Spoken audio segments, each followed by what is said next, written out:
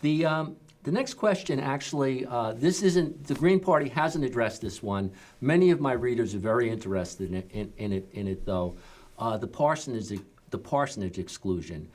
Someone who is designated a minister of the gospel is entitled to exclude from income the amount that their congregation pays them for housing, regardless of the size. There is no dollar limit on this. So televangelists and megachurch ministers will exclude hundreds of thousands of dollars.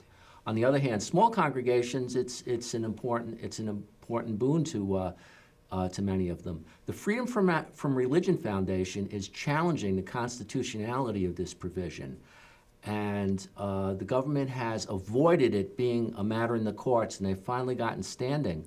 If you were president, would you consider ordering the Justice Department to not defend the constitutionality of the parsonage exclusion, as President Obama did with DOMA?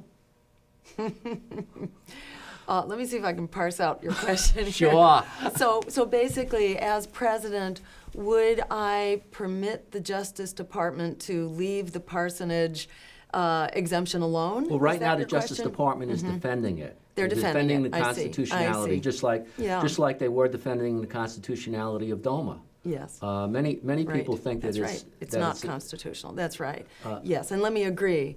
The DOMA, I think, does violate equal protection, and you know, I try not to shoot from the hip, and to actually consider these things before taking a position on them, and I would have to say that I would do that. But at first blush, I would agree with the principle here of separation of church and state, which would seem to say that we should not give special favors to employees of religious institutions. That certainly sounds true.